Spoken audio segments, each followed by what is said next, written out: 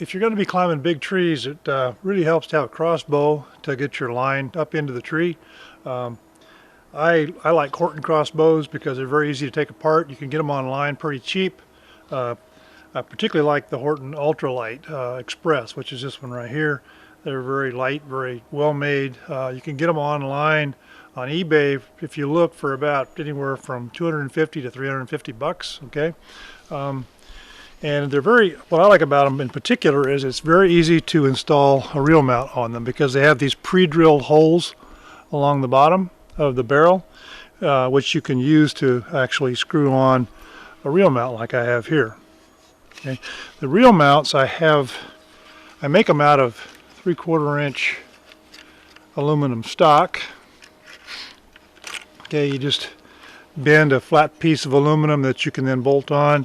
Then I take a piece of 3/4 inch stock here, and I have a little pocket milled in for the reel to sit in. Okay, I just had that done at my local machine shop. Cost me 40 bucks to have it done. I can then put my reel on there like that. Clamp those clamps.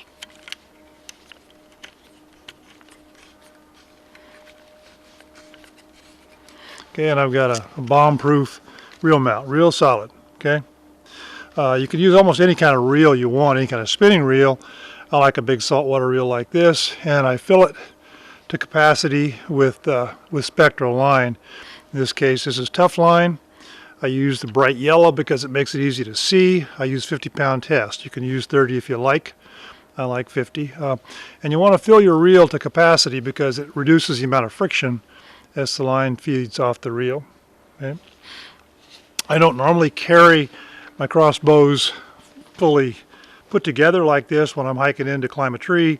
I put them in a carrying case. In this case, I've got another one here. I'll show you.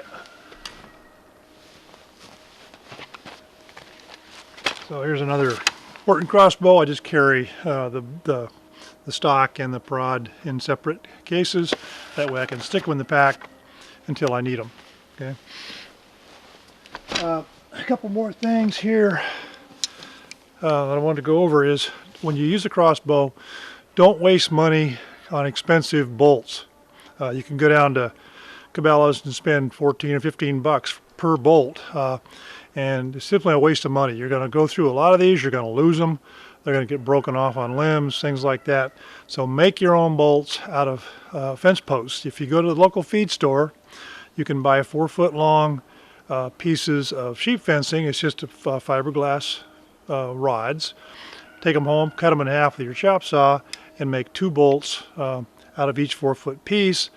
The fence posts cost about $3-4 bucks a piece, so you can get 2 bolts for every $3 or $4 you spend. On the tips, you want to weight the tips with a little bit of duct tape. Just wrap it so that your tip is like that. You can vary the amount depending upon how much weight you want in the tip.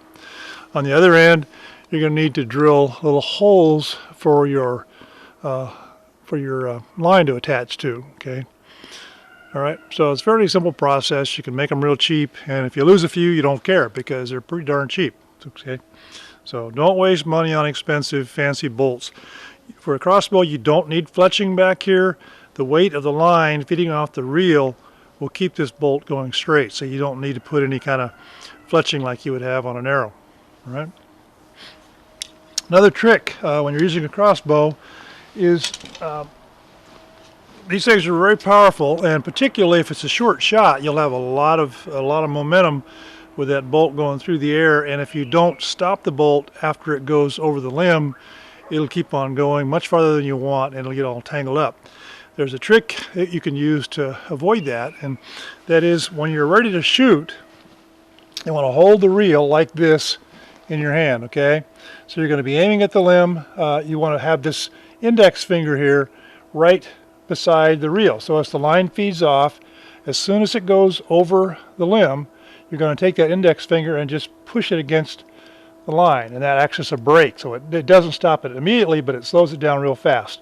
So by doing that, as soon as that bolt goes over the limb, you can stop or slow your bolt down so that it doesn't go too far. So it's really an important trick to use when you're using a crossbow. Okay, that's about it. Very good tools for rigging trees. You can also use a bow, and obviously you can use things like big shots and things like that. But for really long shots where you're going to get way up high in big old trees, crossbow is hard to beat.